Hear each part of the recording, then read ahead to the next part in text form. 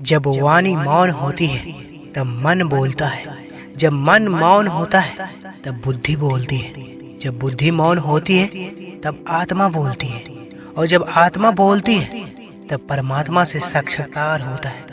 जीवन में जो भी करो पूर्ण समर्पण के साथ करो। प्रेम करो तो मीरा की तरह, प्रतीक्षा करो तो सबरी की तरह, भक्ति करो तो हनुमान की तरह, और अगर शिष्य बनो तो अर्जुन की तरह। जिंदगी में जो कुछ भी होता है अच्छे के लिए होता है। बुरा वक्त इसलिए आता है ताकि हम अच्छे वक्त की कीमत जान सके, और लोग इसलिए बदल जाते हैं ताकि हम उनके असली चेहरे पहचान सके। वो क्या थे और हम उन्हें क्या समझ रहे थे। अपने अंतर्मन और अपने कर्मों पर विश्वास रखिए। आपके अच्छे कर्म आपकी वो सब देंगे जो हर हाल में आपका है। बल से ज्यादा बुद्धि का प्रयोग करो। बल तुम्हें लड़ना सिखाएगा और बुद्धि तुम्हें जीतना सिखाएगी। अंतरात्मा को कुछ गलत लगे तो उस पर विचार अवश्य करना, क्योंकि यह अंतरात्मा ही है जो तुम्हारी वास्तविकता भली भांति जानती है। जब जब इस पृथ्वी पर धर्म की हानि होती है और अधर्म आगे बढ़ता है, तब तब मैं इस पृथ्वी पर जन्म लेता हूँ, सज्जनों और साधुओं की रक्षा के लिए, दुर्जनों और पापियों के विनाश के लिए, और धर्म की स्थापना के लिए हर युग में जन्म लेता हूँ। जो मन शुद्ध और बैर भाव से मुक्त होता है, विपत्ति आने पर उसे किसी का साथ ना प्राप्त हो तो भी ईश्वर के साथ की शक्ति किसी न किसी रूप में उसके साथ अवश्य होती है। जिसे भगवान के होने का विश्वास हो जाए वह निर्भय और निश्चित हो जाता है। जो हर स्थिति में हरि कृपा देखे, भला उसे हरि कैसे ना देखे। मृत्यु से नहीं, मृत्यु के डर से डरो। ये डर ही तुम्हें सही कर्म करने से रोकता है। व्यक्ति के नश्वर शरीर की अनगिनत इच्छाएं होती है, परंतु अमर आत्मा की केवल एक ही इच्छा होती है, और वो है शांति की प्राप्ति। किसी के कहने यदि इच्छा या बुरा होने लगे तो ये संसार या तो स्वर्ग बन जाए या पूरी तरह से नर्क। इसलिए ये ध्यान मत दो कि कौन क्या कहता है, बस वो करो जो अच्छा है और सच्चा है। शरीर जिनके सुंदर है दुनिया उन्हें पसंद करती है, और आत्मा जिनकी सुंदर है भगवान उन्हें पसंद करते हैं। संत सताए तीन हो जाए, तेज बल और वंश, ऐसे ऐसे कही गए रावण कौरव कंस। कबीरा मेरे साधु भगत को दुख ना दीजो कोय, भगत दुखाए मैं दुखी, मेरा आपा भी दुखी होए। मैं ही मरिया हिरण कश्यप, मैं ही मरिया कंस, जो मेरे साधु को सतावे वाको खोदू वंश। जिस डर से आत्मविश्वास की हानि हो लगे उस डर का अंत करना आवश्यक हो जाता है। जो व्यक्ति सांसारिक सुख के लिए ईश्वर की भक्ति करता है, ऐसे व्यक्ति को वेदों में पापी कहा गया है। लोगों से वैसे रिश्ते कमजोर हो, लेकिन उस परमात्मा से रिश्ते अगर मजबूत है तो वो किसी के कदमों में आपको झुकने नहीं देगा। आशा मत खोना, आप कभी नहीं जानते कल आपके लिए क्या लाने वाला है। मूर्खों को कभी भी भूल कर भी ज्ञान नहीं देना चाहिए, वो उनके लिए विष के समान कड़वा होता है। कौन कहता है जैसा संग वैसा रंग।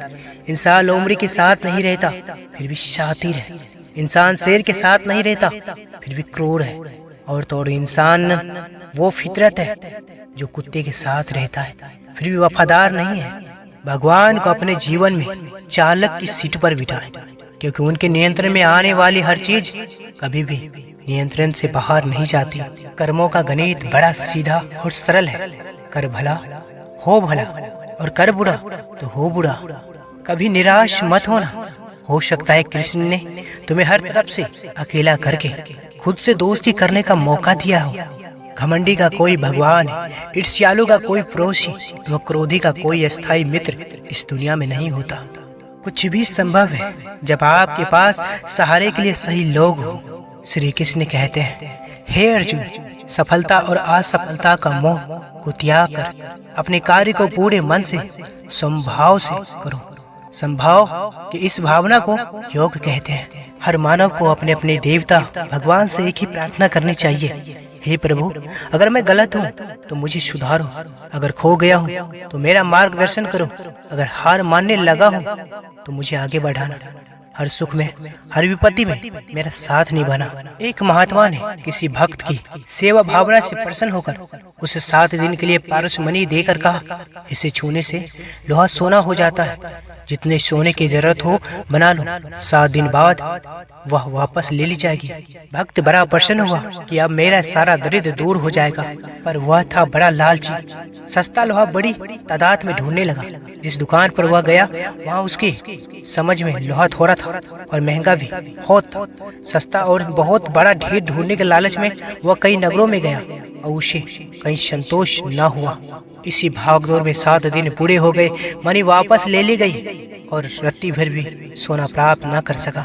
अधिक सयाने बनने वाले और अधिक लालची सदा घाटे में रहते हैं। जिन्होंने तुम्हारे साथ बुरा किया है, ना उसके साथ अच्छा करो ना बुरा, बस दूर रहो। जो अपने सुख के लिए दूसरों की हानि करता है वह मनुष्य कहलाने लायक नहीं है। मनुष्य वही होता है जो अपने स्वार्थ का त्याग करके दूसरे के हित करे, कम से कम दूसरे का नुकसान न करे। लंबे समय तक भावनाओं पर काबू पाने की असमर्थता ही हताशा को जन्म देती है।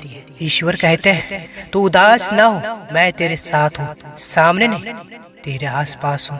पलकों को बंद कर और दिल से याद करो, मैं कोई और नहीं, तेरा ही विश्वास हूँ। भगवान हमें इस संसार में कितना निश्चित करके भेजते हैं कि ना आते समय कुछ लाना पड़ता है, ना जाते समय कुछ ले जाना पड़ता है। बस आपका कर्म और ईश्वर का लिया हुआ हरिनाम आपके साथ चलता है। जो व्यवहार अपने लिए पसंद ना हो वो दूसरों के साथ भी ना करनी चाहिए। ईश्वर के प्रेम में रोने का जो आनंद है वो इस संसार की माया में हंसने में भी नहीं है। 100 काम छोड़कर भोजन करना चाहिए, 1000 काम छोड़कर स्नान करना चाहिए, 1,00,000 काम छोड़कर दान करनी चाहिए और करोड़ों काम छोड़कर भगवान का स्मरण करना चाहिए। आप कोई भी हो, संसार में आए हैं तो संघर्ष हमेशा रहेगा। कृष्ण ने हर परिस्थिति को जिया और जीता। कृष्ण कहते हैं, परिस्थितियों से भागो मत, उसके सामने डटकर खड़े हो जाओ, क्योंकि कर्म करना ही मानव जीवन का पहला कर्तव्य है। हम कर्मों से ही परेशानियों से जीत सकते हैं। भगवान कहते हैं, दिल खोल कर सांस लो, अंदर ही अंदर घुटने की कोशिश मत करो। कुछ बातें मुझ पर छोड़ दो, सब कुछ खुद सुलझाने की कोशिश मत करो। दूसरों के बारे में जैसी आपकी सोच रहेगी वैसी सोच लोग आपके बारे में रखेंगे। अर्थात तात्पर्य यह है कि जैसी सोच आप खुद के लिए चाहते हैं वैसे ही सोच दूसरों के बारे में रखें। भगवान के पास 2 शक्तियां हैं, दोनों भगवान की है। एक है माया और दूसरी है भक्ति। जब कोई भगवान के समक्ष जाता है, भगवान को प्रणाम करता है, वो पूछते हैं, बोलो क्या चाहिए, माया चाहिए या भक्ति? भक्त पूछता है, महाराज दोनों में अंतर क्या है? भगवान बोले, देखो दोनों में एक ही अंतर है। अगर तुम्हें नाचना हो तो माया ले जाओ, अगर मुझे नाचाना हो तो भक्ति ले जाओ। क्योंकि जीव जिसके वश में रहे उसका नाम माया, और भगवान जिसके वश में हो जाए उसका नाम भक्ति। भक्ति के राज्य में तो भगवान नृत्य करते हैं और भगवान को राज्य में समस्त संसार नाचता है, जबकि भक्ति के राज्य में भगवान नाचते हैं। पुराने गंदे वस्त्र उतार कर नए वस्त्र पहनाते समय एक छोटा बालक रोता है, किंतु माँ उसके रोने की परवाह किए बिना वो वस्त्र बदलती है, क्योंकि वह जानती है कि उसके बालक के लिए क्या उचित है। इसी प्रकार भगवान अपने भक्त के इच्छा की परवाह किए बिना उसे सफलता और निष्फलता देता है, क्योंकि वह जानता है कि उसके भक्त के लिए क्या उचित है। हे अर्जुन, हमारी आस्था की परीक्षा तब होती है जब हम जो चाहे वो ना मिले और फिर भी हमारे दिल से प्रभु के लिए शुक्रिया ही निकले। ऊपर वाला उन व्यक्तियों को मुश्किलों से आजमाता है जिस पर उसे जीतने का भरोसा होता है। अनुमान गलत हो सकता है पर अनुभव कभी गलत नहीं होता, क्योंकि अनुमान हमारे मन की कल्पना है और अनुभव हमारे जीवन की सीख है। संत समागम हरि कथा, तुलसी दुर्लभ दोय, सुत दारा आरु लक्ष्मी, पापी की भी होय। अर्थात संत का दर्शन और सत्संग दोनों दुर्लभ है, जो बड़े भाग्यवान को ही प्राप्त होते हैं। बाकी बच्चे, पत्नी और धन संपत्ति तो पापी मनुष्य को भी होती है। कोई आपको गलत समझे तो उसे प्रतिक्रिया शब्दों से नहीं, अपने उत्तम कर्मों से दो, क्योंकि कर्म की ध्वनि शब्दों से कई गुना ज्यादा प्रखर होती है। न यह शरीर तुम्हारा है न तुम शरीर के हो। यह अग्नि, जल, वायु, पृथ्वी, आकाश से मिलकर बना है और इसी में मिल जाएगा, परंतु आत्मा स्थिर है। रिड, फिर तुम क्यों हो? हमेशा याद रहे कि ईश्वर के सिवा आपके आंसू, दर्द और दुख को कोई भी नहीं समझ सकता। सुलझा हुआ इंसान वह है जो अपने जीवन में निर्णय स्वयं लेता है और उन निर्णयों के परिणाम के लिए किसी दूसरों को दोष नहीं देता। खोने की पीड़ा को भूलकर सदा नया पाने के जुटे रहना ही जीवन की सार्थकता है। वे मूर्ख थे जो तुम्हारा प्रेम न समझ पाए, क्योंकि तुमने तो कई बार अपना हृदय तोड़ लिया सिर्फ उन्हें प्रसन्न करने के लिए। हमारे प्रिय दर्शकों, अगर आप इस चैनल पर पहली बार आए तो कृपया चैनल को सब्सक्राइब अवश्य करें। इस वीडियो के लाइक कर वीडियो के कमेंट में श्री राधे राधे अवश्य लिखें। बोलो जय श्री कृष्ण।